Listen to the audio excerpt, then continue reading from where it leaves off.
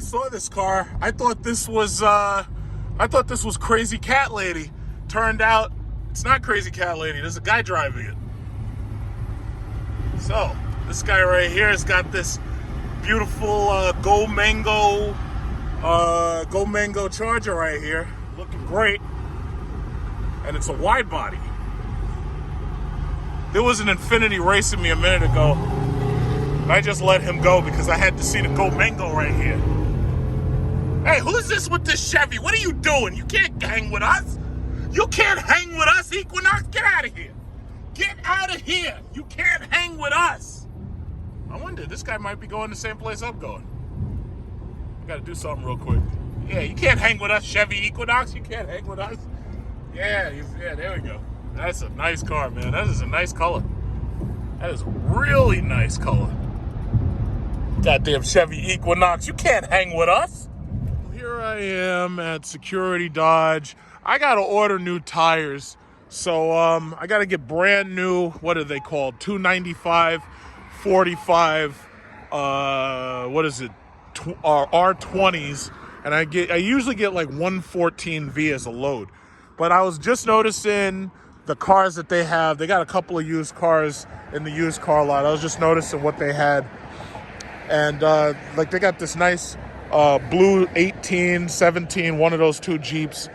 And it might, like, I know it's not a night edition because it's not that octane red color. But this is like a nice blue one.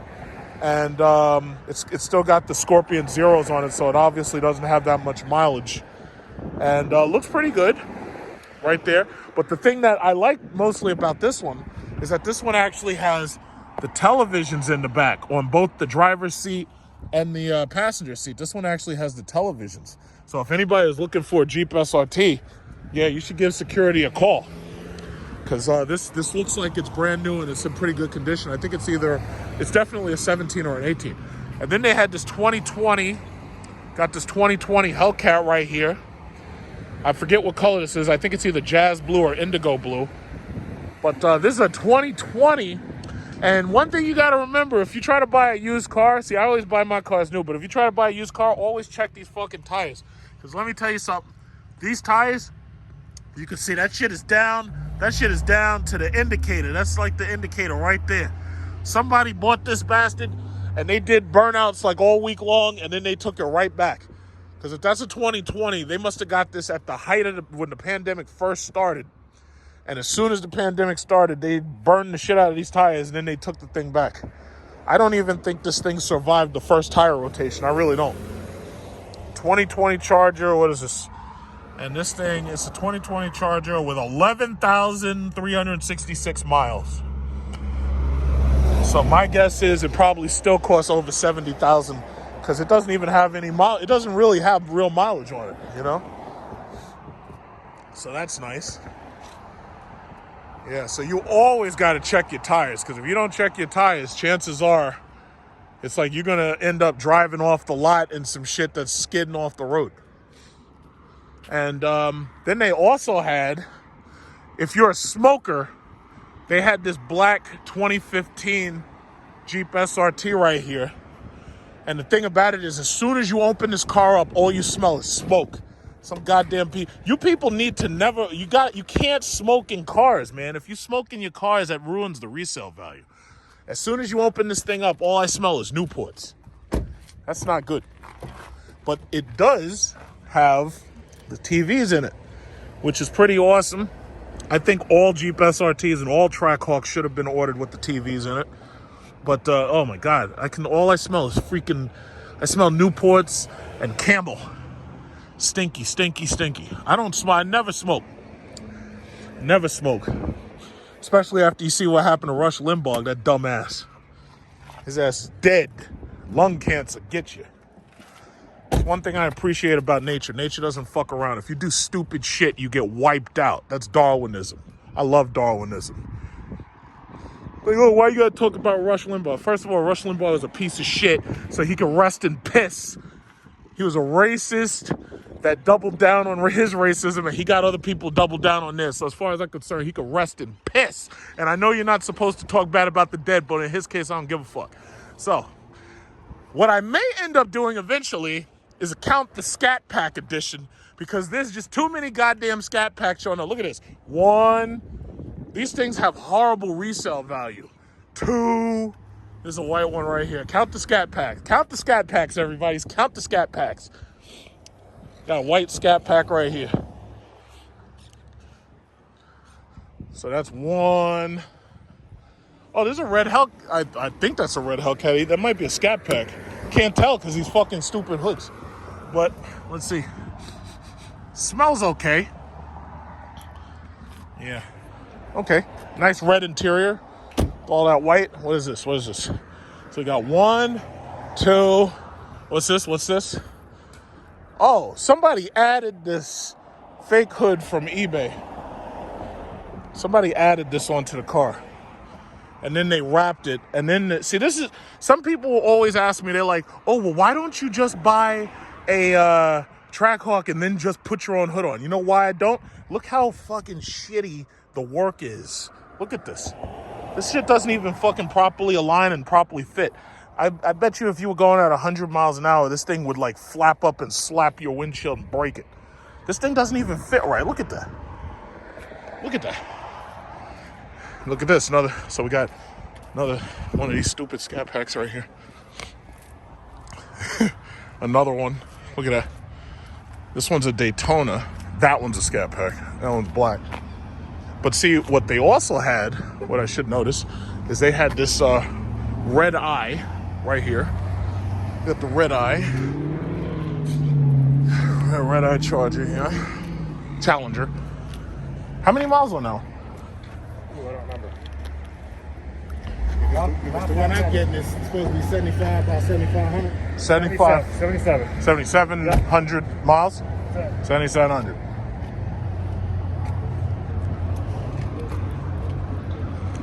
$7,700. So that is a red-eye Challenger. And once again, when it comes down to FCA, I'm very disappointed with FCA for not doing more to differentiate the red-eye. See, it's funny, with the red-eye Charger, they have a clearly, obviously different hood. Where the slats are here, the gill slits are there, those negative pressure vents, right? But with the Challenger, they put the 2018 hood on both the red eye and the regular Challenger. Guess what? Now, you can't tell them apart. The only way you can really tell them apart is to come real close and look at the badge and see, does it have that little jeweled red eye? So that was one of the problems that I always had, because I was like, well, why would I buy a red eye if nobody even knows the difference?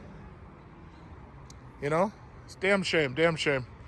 It's a nice car, though. So if you're looking for a red eye with a black hood and a black top and a moonroof, it has a moonroof on it. And so does that blue Hellcat over there. That blue Hellcat has the moonroof, too. Security Dodge, they've got this. But I'll tell you what, I'd say the jewel that they really have sitting around, they have an AMG 2018 S-Class right here. But I will say this, Mercedes has been doing their best to move as many W222 S-Classes as they could, because they already know as soon as that W223 comes in, they're not going to be able to get rid of these damn things. And I've already made video reviews about the S-Class, but this one right here in particular, this is an AMG that they're trying to sell. Me personally, I wouldn't pay a dime over 80 for it. I don't know how many miles it is, but the mere fact that they have to get rid of these things, I wouldn't pay a dime over like 80. But this one has the full heating and cooling and massage seats. And then this one actually has the real, oh shit, they got a freaking powered, that thing came out. That thing had got wrecked. Holy shit. So they have the full powered rear, they got the cooled seats here. So they got the cooled seats in the back. They got the heated seats in the back. They got memory seats in the back. And then they got the full powered. This is how you're supposed to build a car. It's like, I don't understand why most of these companies don't just copy Mercedes when it comes to making a no-compromise car. They got the full reclining seats in the back. They got the full recliner. They got, look at that shit. Oh man, look at that, cool. That's so cool. They got the full recliners, full adjustable seats. What is this? Is this a foot? Is there a foot thing in here? What is that foot thing? Where is it? Where is it? Is there a foot thing? Because I see a button for the foot thing. I see the button for the foot thing, but I'm not sure exactly where it is or whatever. I think maybe you have to turn the ignition on because I think the battery may be getting low. But this car has it all. AMG, man. And it's funny because most people are trading in their Mercedes and their BMWs for Dodge products because the parity of pricing. I mean, they're selling Dodge products for $90,000, $100,000, you know? I always liked the fact that they had the business suit hanger here. I always like that. Like, when you drive a car like this, you kind of gotta dress nice, you know? I was sitting in this a while ago. Fabulous. Absolutely fabulous. You know? It's like when you're driving in a car like this, you have to dress the part. Because if you don't, it's like you look like a plebeian. You know? Me personally, this is the one car that I really couldn't care what the engine was. You're not driving one of these things fast. This car is not about driving it fast. This car is about relaxation. Look where my knees are in this car. If I was in anything else, my knees would be touching this freaking dashboard. And as much space as there is in the back, I didn't even have to adjust the seat anymore. And you still have back seat space behind me. That's just crazy. This is like the longest car you can buy. These things are as long as those Ram trucks are. It's like 220 inches. Actually, I think it's more. So this has 12,000 miles on it. So my guess is they should be selling this under $100,000 because it's 2018. Every single feature, Alcantara roof, panoramic roof in the back. Looks great. Fabulous, fabulous. This is the businessman's car. Look at this. Got the heated and cooled seats. That's how it's always supposed to be. Mercedes should never build one of these goddamn things without heated and cooled seats. And while you're just driving with your dynamic multi-contour seats, you don't even have to lift up your hand. You just leave your hand right there and you got full control over the radio. Yeah, that's how it's supposed to be. That's how it's supposed to be. But these things are really awesome. But the scary thing is Mercedes already knows that they have to sell these things off of their lots as fast as possible. Because the newer car, which I honestly do not like the W223 interior. I like the fact that this car has the stretched out, like it has that sweeping line that goes right around the top. I love that. But with the new W223, which I'm going to obviously make a review as soon as I can get to one, because they haven't got them here in New York at all. I don't think they have them really in America to show off. The new one has this ugly ass, like, stupid monitor thing that goes right here. And this is like just not as nice. It's like I like the sweeping line right here. I don't like that stupidity where everybody's trying to make their cars like Tesla. I really, really hate that. But, let me turn this music down. Oh, so you just roll your finger right there. You just roll your finger. I have to say, a 2015, 2016 W222, you can buy those things cheaper than $40,000. The only downside is maintenance is much, much higher because, you know, it's a Mercedes. And not only that, it's a $100,000 Mercedes. But a lot of people have been buying these things used, and they're very happy in them because, you know, they don't get hit with that depreciation. So they just buy it used, they put a warranty on it, and they drive it around, and they're pretty happy. The problem is W223 is coming out, and you don't want to look old. I have to say, though, these are fabulous cars. These cars are beautiful. They always were.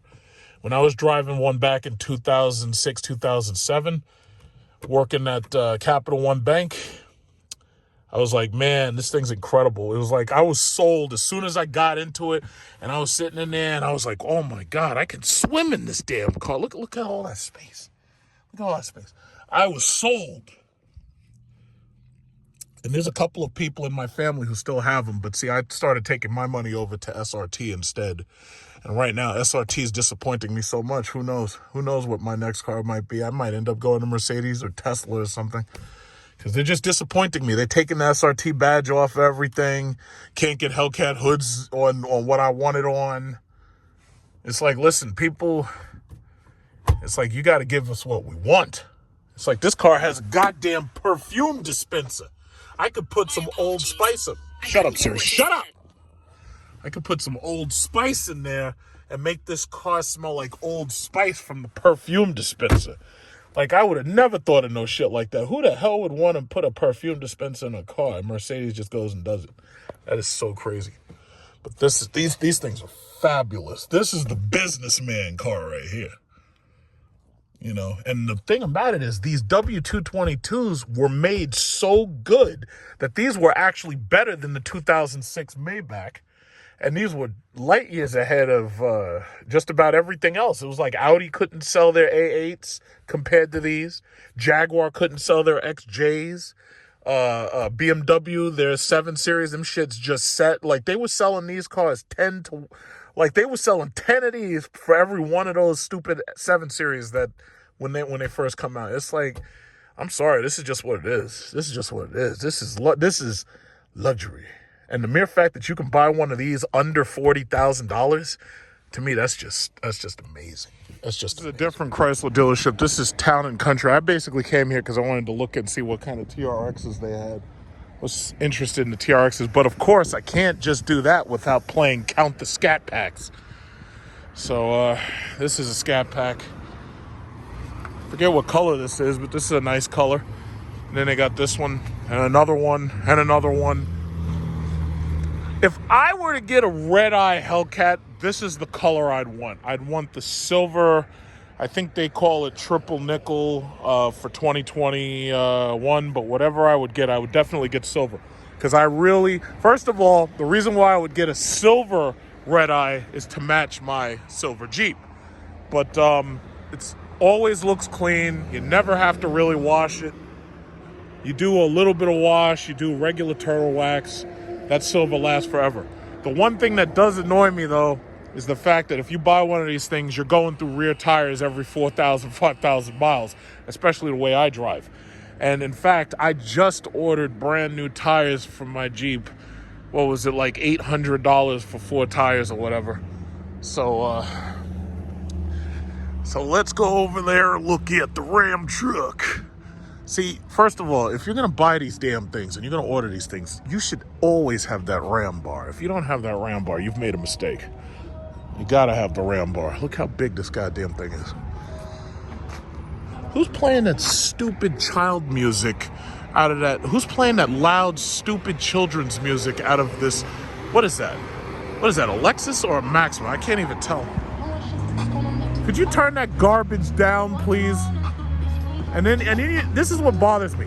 YouTube will demonetize a video because they hear this stupid crap music playing out of somebody's car. And there's no reason for you. First of all, it's 42 degrees. There's no reason for you to be playing that crap.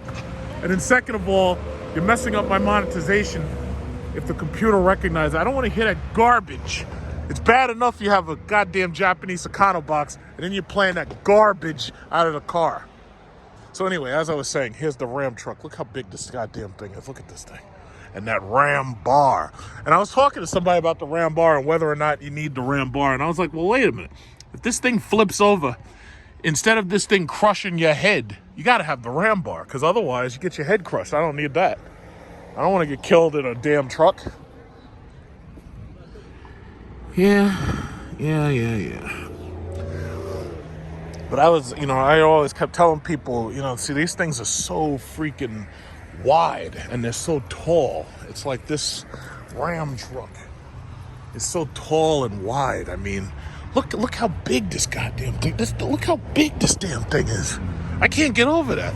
I cannot get over how big these freaking things are. Oh, Ram trucks. Uh-oh, count the Scat Packs. What is this? I think this is like 20 for today. This is a nice one, though. They got this right out here in the front. That's a nice one. Oh, this is a regular... Oh, no. Oh, it's not a regular one. They didn't order the Ram bar. Look at these people. If you're going to buy these stupid things, make sure you get the Ram bar. Otherwise, it's not as fun. Look at this. You don't have the Ram bar. Oh. No Ram bar. No Ram bar, no deal. Look how big these damn... Look how big this thing is compared to that Jeep Gladiator. Look how big that thing is. I cannot get over the size of these things. These things are gigantic. And the reason why I've already seen the blue and the white one, obviously, because I already made a video about it. But the reason why I came to this dealer was because supposedly they had the gray one, and I wanted to see the gray one. Count the Scat Packs. Let me tell you something. If you're in the market for a charger, the worst thing you can do is get a Scat Pack. Why? The resale value sucks. If you're gonna get one of these things, as much as I hate to say it, simply because of the resale value, you should either get a Hellcat or you should get a Red Eye. But the problem is, I know most people can't afford that. And then there is a third option. The other option is you get a, what is it called? An SXT. Or no, not an SXT. Because, if you get an SXT, that's at the lower end of the spectrum. What you need is the, what is it called? The GT model. Because the GT model is all-wheel drive. So if you get an all-wheel drive one, now you can use the thing all year round. This is a black. You see that shit already. These things mostly are already sold. But here's my thing, though. You paid that money to get this thing, but you didn't get the RAM bar. How did you not get the RAM bar? If you didn't get the RAM bar, it's like, what are you doing? This is the cargo cover. It's just amazing how big this thing is. Absolutely amazing. Now look how big this one is compared to that 1500. In fact, what size tires are these? Jesus Christ, this thing's big. What size tires are these? Let's see, Goodyear Territory AT. These are 325/65 R18s. 325/65. My God. And what's this? I don't know what that is. Yeah, that's a big boy right there. God damn.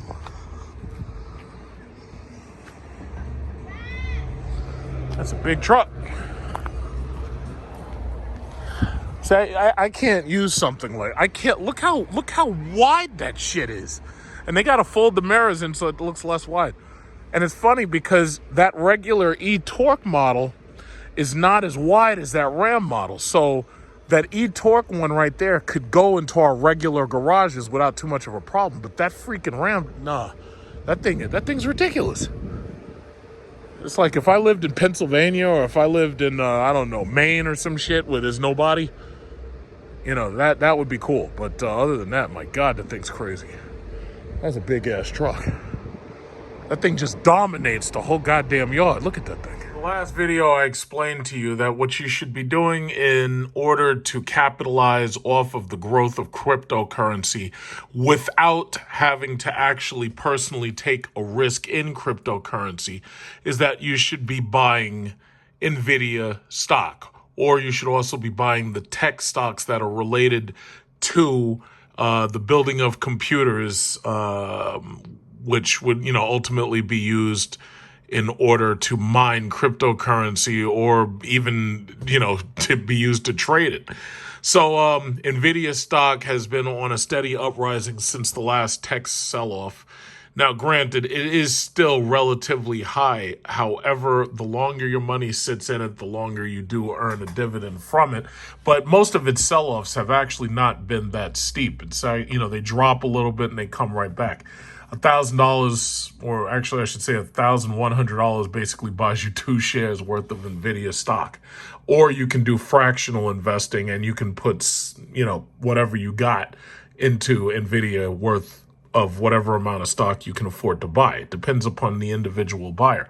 But the thing about it is there's no way to stop these people from wasting their money in cryptocurrency.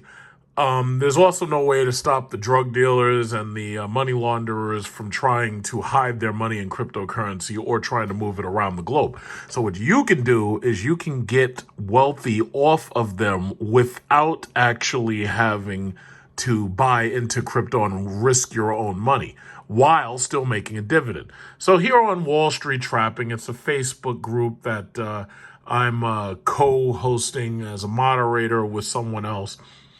I posted this story right here. Coinbase valuation is pegged at $68 billion ahead of landmark U.S. listing. So basically Coinbase, and I kind of brought this story up a while ago, Coinbase is preparing to go public. So right now they are saying that their stock has traded at a weighted average price of $343 in the first quarter of 2021 through March 15th. In the third quarter ended September 30th, Coinbase's stock traded at average $28.83. Now, I don't know exactly what the initial public offering would be. I guess we have to keep on waiting and watching and see what it's ultimately going to be. But I think you'd probably be best buying into Coinbase if you can afford it, whatever it comes to market as. And the thing about it is these people who got Coinbase on their phones and Coinbase on their computers, these people are going to continue to use this. They're going to keep pouring their welfare checks into Dogecoin. They're going to keep pouring their welfare money into Bitcoin and into Ethereum. And as I pointed out yesterday, Ethereum is pretty much where Bitcoin was back in about 2014 or 2015. Ethereum is a little less than $2,000. You've got all of these morons buying up all the video cards trying to mine this shit.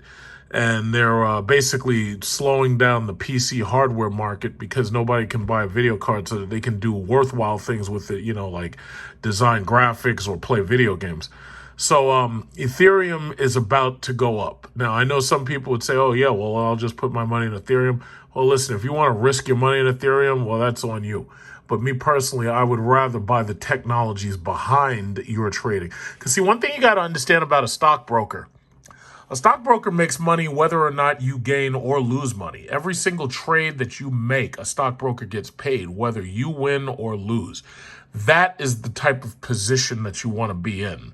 So these people, it does, like for instance, when all these little kids are trying to get in on the Dogecoin and the Bitcoin or whatever because they think they see Robinhood and they, I can be rich too. It's like, yeah, okay, fine. But whatever, you're going to pay me as a middleman first. Same thing applies for the other tech stocks like AMD. I don't buy anything from AMD. I don't buy Ryzen. I don't buy any of that stuff. I damn sure don't buy their radioing cards. But by buying the AMD stock and getting it well lower than $50, I benefit because the AMD fanboys continue to buy AMD. And therefore, the value of the shares have gone up considerably. So that's the one way you can win without having to risk more in the actual selling or buying of cryptocurrency. Because me personally, I'm not feeling it. The second story I posted was Bank of America slamming Bitcoin. They called it impractical as a store of wealth or payment mechanism. Now, first of all, before I even read this, let's understand something. A lot of people don't understand the difference between money and currency. First of all, you're not storing wealth on anything that ceases to exist when the electricity goes out. If I hit that power button or if I pull the plug out of this computer right now, all of the shit that I got on the internet, it still exists somewhere, but I have no access to it. If we ever had a war, nuclear war, where there's like an electromagnetic pulse and that causes electricity to go out, or when we had Hurricane Sandy and the electricity was out for certain people in certain areas, or when we had other situations where we've had power outages, like for instance, look at Texas. Shit just happened last month. That electricity goes out. How exactly are you paying for anything? And the reality is you could have $1 billion worth of Bitcoin. And the problem is there ain't no electricity. You might as well be in the Amazon on a little boat and paddling away from the piranha because there ain't nothing you could do with it. You could have $1 billion of cryptocurrency. It don't mean shit. That is not a store of wealth. Gold has been used as a store of wealth. Even cash money is a store of wealth because regardless what these idiots say. Now, this is what I want you to remember. Anytime you get in an argument with somebody about, the U.S. dollar has nothing backing it up, right? Well, I want you to always remember two things. Number one, yeah, the U.S. dollar does have something backing it up. You see this right here? This thing can carry over 30 bombs to your country and wipe you off the map. You see that thing right there? You see that? That's $2 billion. That's what the jet alone, that's what $2 billion US dollars look like. Nobody can show me what 2 billion Bitcoin look like, but I can show you what $2 billion US dollars looks like. That's what it looks like right there.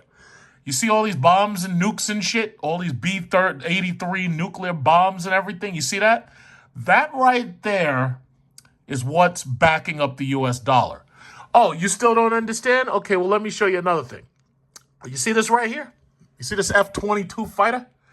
You remember how Lockheed Martin lied and said it was going to cost like, what is it, $45 billion, and then it ended up costing over $100 billion a plane? And then the Pentagon said, we want them, but then Congress canceled them. Yeah, well, that's backing up the U.S. dollar. That's what's right there. That's what's backing up the U.S. dollar. You know what that thing can do? That thing can sneak up on you and bomb you to death. Or if you happen to be in one of those cheap-ass foreign Russian or Chinese fighters, this thing can basically shoot you down from about 30 miles away before it even sees you. So the next time some idiot says, oh, there's nothing backing up the U.S. dollar, this is what I want you to remind them of. Yeah, nuclear bombs, the military-industrial complex, about 500 rounds of armor-piercing ammunition that are being carried on this one plane, that's backing up the U.S. dollar. Oh, you still don't understand? Well, let me show you one more. The F-35. Congress was getting ready to cancel these things because these things are really, really expensive. Where is it? Where's that F-35? Yes, these are the replacements for the Harrier jets. You see that right there? The next time some idiot tells you that there's nothing backing up the U.S. dollar, I want you to remind them that there's F-35s carrying nuclear bombs that have the ability to wipe you out and can basically hover around your house shooting bullets at it. Yeah. So the next time somebody says, oh, there's nothing backing up the U.S. dollar, please remember that little bit of a lesson that I showed you. There's also something else backing up the U.S. dollar. Well, the FDIC backs up and insures the U.S. dollar up until $250,000. So that means that if I have a bank account, I can put $250,000 into it. Now, you might say, well, where are you even going to get $250,000 from? Well, I have parents and grandparents, and when they die, they leave me their property or they split it up amongst the kids or whatever. So the thing about it is, it's called a windfall. It's like when somebody in your family dies and you just happen to be the next of kin or the beneficiary, all that shit gets shoveled right into a bank account, and up to $250,000 is insured by who? That's the FDIC, Federal Deposit Insurance Corporation, right? So you have up to $250,000 worth of insurance. Bitcoin ain't got no insurance. Bitcoin ain't got nothing backing it up. And that's the reason why it's a shitty bet. So Bank of America was saying that this is a horrible store of wealth. And it's not even a good payment mechanism. And the reason why is because as time has gone on and the blockchain for Bitcoin, whatever, has gotten longer, there's very, very highly advanced technical reasons. But I really don't care. So I'm not even going to bother to look them up because I actually know them, but I'm not going to even bother mentioning them because they're not worth mentioning. But anyway, Bitcoin's price was somewhere around 55,200 for most of this morning. I think it started rallying a little bit later because you got to remember the Biden welfare checks made it to these people's houses and they were able to shovel that money into the system. So prices of Bitcoin are based purely on demand. The 21 million Bitcoin, but when you see these other cryptos like Dogecoin, those things are basically infinite. They're basically Ponzi schemes. So Bank of America analyst Francisco Blanche said Bitcoin is akin to other commodities. And that's the important thing to remember. Bitcoin is really a commodity. It's no different than buying barrels of oil or buying gasoline.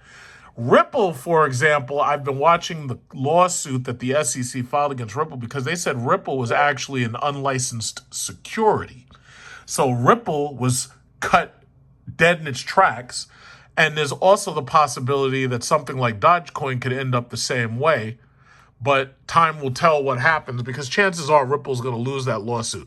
Now, if by some chance Ripple wins that lawsuit, you can bet that the price of Ripple is going to skyrocket because a lot of businesses are actually buying Ripple, and they're buying it in order to make transfers between businesses of large amounts of money easier because Bitcoin's not that good for it, and it's also too expensive. So, anyway, what else did they say? low ESG rating. At the same time, Blanche said ESG investors will likely have no interest in Bitcoin, which has an extremely harmful environmental impact. So what they're basically talking about was what I mentioned a little while ago about these goddamn people buying up these freaking video cards, just like my 3090s, and they're building these stupid wastes of money Bitcoin miners, right? But they're not really mining Bitcoin anymore with these things because Bitcoin's blockchain became so long until now they had to start buying these things called ASICs. It's a computer that basically does the same thing. Problem is, some moron out there would actually spend $30,000 to buy this so that they could mine like Ethereum. And that's the scary thing to me. Ethereum mining is really just getting going. And these people are wasting their money buying up all these damn video cards, wasting electricity. And what I hope happens is that Congress steps in and says, you know what, you're causing global warming, and that's not good for AOC's green agenda. So guess what? It's now illegal. India basically stepped in already, and they say, you know what, this bullshit's illegal, and you've got like 6 months to sell your currency, cryptocurrency, get rid of it. So if that could happen in a country like India, there's always a possibility it could happen anywhere else. It could happen in China, it could happen in America. Anything can happen. I mean, right now, they're trying to ban rifles, for God's sakes, based on how they look. So, bad energy rating. What else did they say? As far as being a store of wealth, first of all, it's too volatile. The price of Bitcoin was at 61,000, what was it, like 2 days ago? And then it dropped down below like 56,000 and stayed there for more than 24 hours. You can't have a currency that's that volatile. It's like even the US dollar. The US dollar's value goes up and down against other currencies around the world, like the Filipino peso, the Chinese yuan, the Japanese yen. Thing about it is, you ain't never seen the US dollar drop or rise 30% in 24 hours. You ain't never seen that. And I'm sure that somebody might try to call me, oh, you know, you're taking you back. You ain't telling the party scheme. Well, again, I'm just going to remind you that the next person that says that the U.S. dollar is a Ponzi scheme and there's nothing backing it, I just want to remind you that, yeah, there is something backing it. It's that right there.